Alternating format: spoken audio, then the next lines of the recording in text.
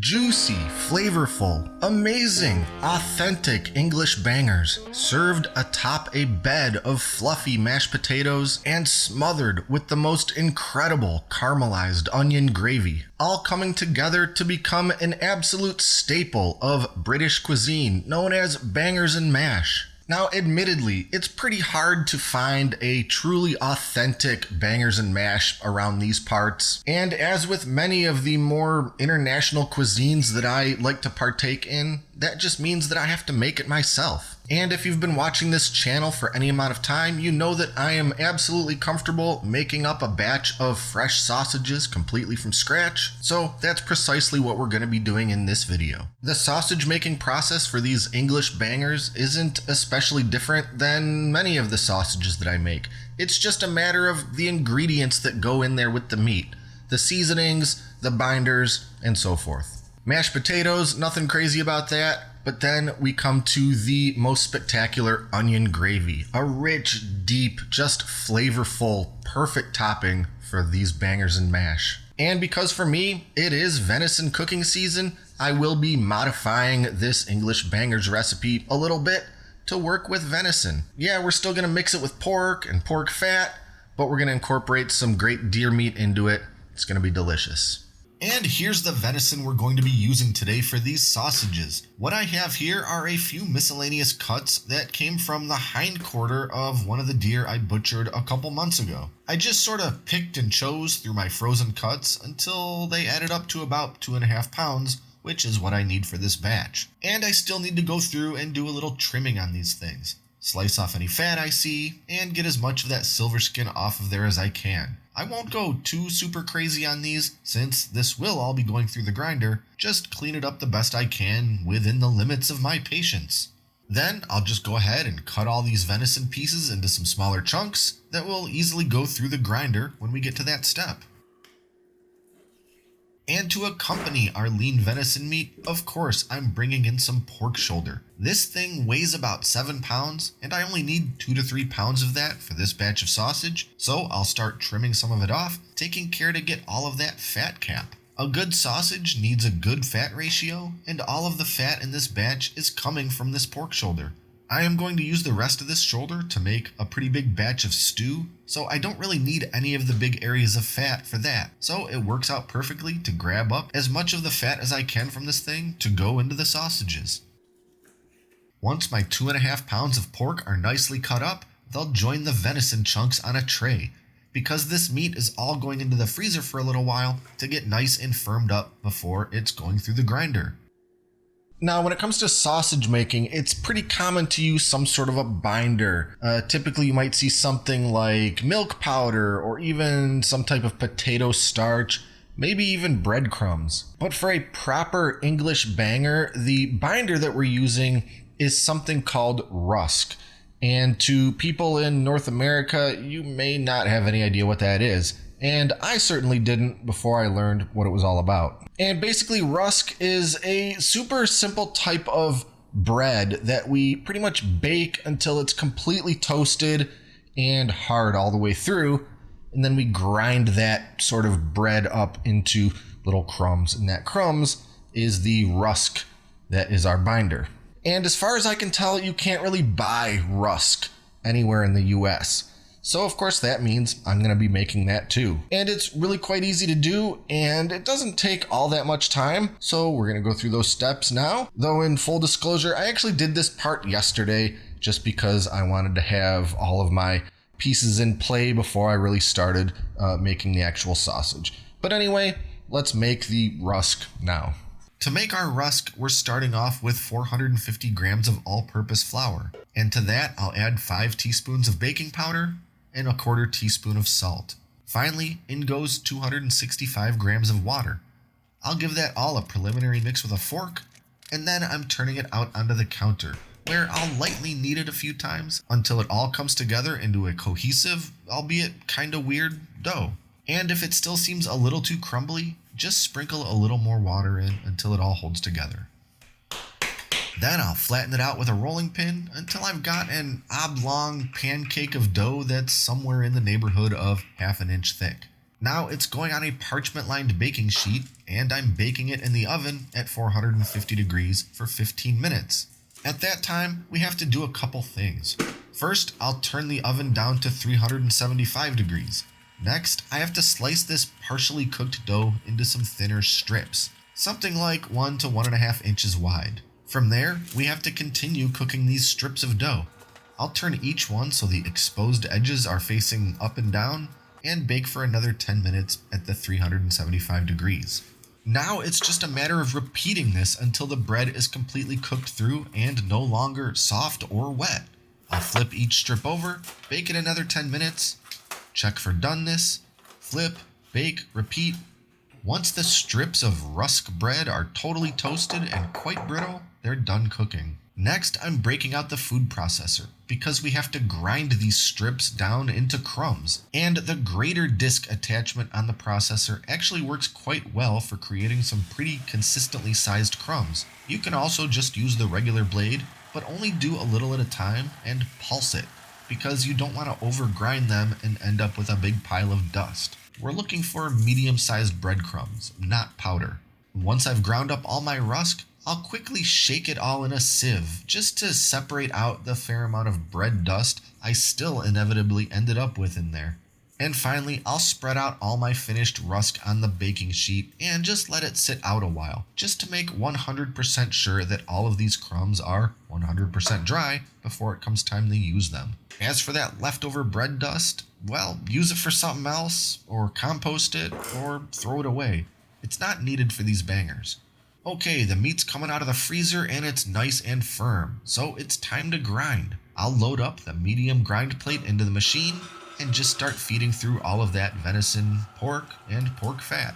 And by the way, if you're looking for a seriously heavy-duty meat grinder that doesn't cost an absolute fortune, I cannot recommend this one highly enough. If you're interested, I'll put a link in the video description below.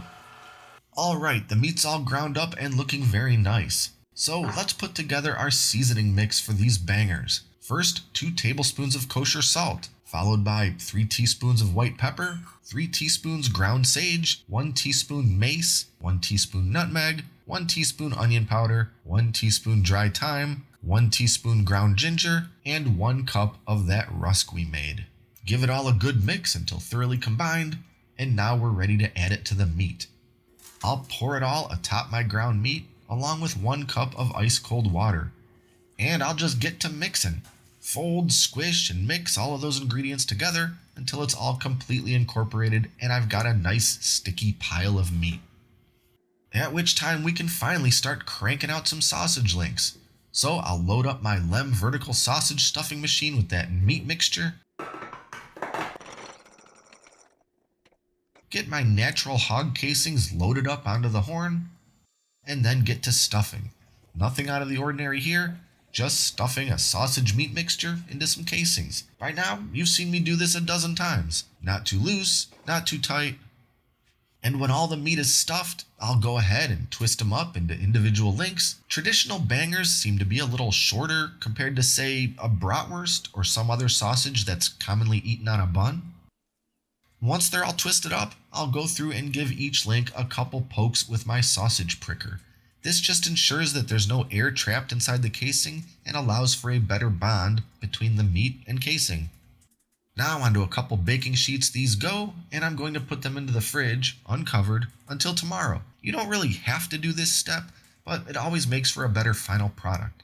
It gives those casings a chance to dry out just a little and adhere to that meat a little better. So we'll pick this back up tomorrow. Okay, it's the next day and we need to start making the other components of our complete bangers and mash meal, starting with the mashed potatoes. So I'll get about 2 pounds of Yukon Gold potatoes peeled, then I'll cut them up into some relatively even-sized chunks.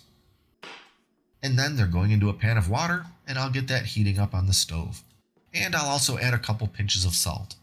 Now I'm just waiting for it to come up to a boil and cook for a few minutes until the potatoes are fork tender. In the meantime, we can get the onion gravy started. I'll start by peeling and slicing 2 to 3 yellow onions. These onions are kind of small, so I'm going with 3. I'll aim to cut them into roughly 1/4 inch thick slices. Now I'm heating up my deep cast iron skillet and I'll throw in 4 tablespoons of butter and let it melt. Then in goes the onion, and I'll let these start softening for a few minutes. Once those onions are just starting to soften a bit, I'll add in 1 tablespoon of brown sugar and 2 teaspoons of balsamic vinegar and get that all stirred in. The brown sugar and balsamic are going to add great flavor, but also help develop the beautiful caramelization I'm after here. So I'll let them continue cooking away over medium-low heat for the next little while, making sure to stir them pretty regularly. I'll let them go pretty much until they've cooked down and caramelized to the color I want. While that's happening, we can finish up the mashed potatoes. They're done cooking and I've drained out all the water. Now I'm adding 4 tablespoons of butter, a cup of half and half, and about a teaspoon of white pepper. I'll go at it with the potato masher until it's all nice and smooth. And of course I could have used an electric beater, a potato ricer, or an immersion blender, but for this little batch, the manual masher works fine. Now I'll add in a big pinch of salt, stir it in, and give it a taste for seasoning. That's tasting pretty good to me, so I'll throw a lid on this pan and set it aside until we're ready to plate. Alright, back to the onions. They're looking great to me, so let's make this gravy. I'll throw in a couple more tablespoons of butter and get that melted in. Then I'm sprinkling in 4 tablespoons of flour and stirring until completely mixed into the butter and onions. I'll let that all cook for 1 to 2 minutes. And then I'm gradually adding in 2 cups of beef stock. Splash a little broth in, stir, add some more stock, stir. Adding the stock a little at a time will prevent lumps from forming, ensuring a velvety smooth gravy. Now the heat's on low, and I'll let that gravy gently bubble away for a few more minutes. I'll also add in a tablespoon of Worcestershire sauce, along with a big pinch of black pepper. Stir it all in and give it a taste for seasoning. As I expected, it needs some salt. One more taste, and perfect. On goes the lid until we're ready for the gravy. Because now it's finally time to cook up some of those sausages. I'll separate my links by slicing them right at the twist with a very sharp knife. Now I've got the most beautiful pile of venison and pork bangers ready to cook or go in the freezer. So into a cast iron skillet goes a drizzle of olive oil, followed by 4 of the bangers. I'll stick this skillet in the oven, preheated to 400 degrees, and I'll bake for 20 to 25 minutes, or until the internal temperature reaches 165. And halfway through, I'll turn those sausages over to make sure they get some even heat and color on both sides. Okay, sausages are cooked and they look and smell absolutely incredible. After resting for a couple minutes, I would be remiss if I didn't slice into one right away and get a look at that cross section. So juicy and tender. I think I need a sample.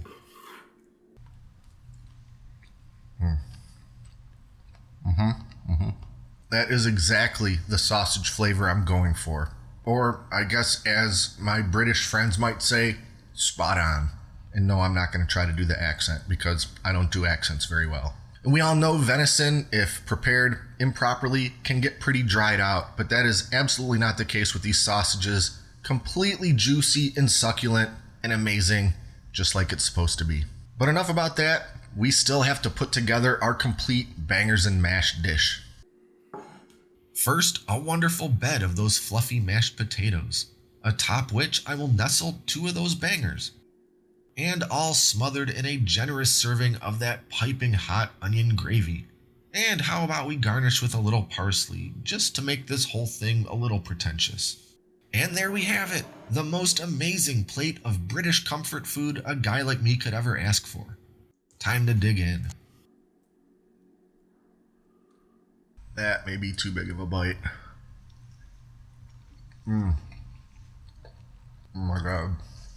What can I say? It's absolutely fantastic. It came out exactly as I'd hoped it would. And if you've ever had a traditional bangers and mash and you try this recipe, I know you're not going to be disappointed. And if you don't have any venison, don't bother with it. Just go all pork. Just make sure you have a decent fat to meat ratio and it's going to be great. As for that rusk, well, as you saw, it's really not that hard to make. It is just another step and another thing you got to do. So if you really, really don't want to bother with it, you could go with just some ordinary breadcrumbs or make some toast and toast it again and grind that all up. It's probably going to work okay. It's not going to be quite right. It's not going to be quite authentic, but it's probably going to be all right. That onion gravy just has so much flavor packed into it. You've got that sweet element from the onions themselves and that little bit of brown sugar and balsamic that I put in there. Just be sure to slow caramelize those onions to really unlock all the flavors that they have to offer. And if you don't even like sausage, make this gravy anyway and just put it on your mashed potatoes or any other piece of meat that you might like. I really can't recommend it highly enough. Anyway, if you want to see my full recipes for everything that I've made here today, I'll put a link in the video description below. And be sure to like and subscribe and stay up to date with all our latest stuff, including future venison and wild game cooking videos. And if you like the content that I produce on this channel or the recipes that I put on my website, consider supporting me on Patreon at patreon.com/Great Lakes Country. Thanks for watching, and until next time, I'm John, and this is Great Lakes Country.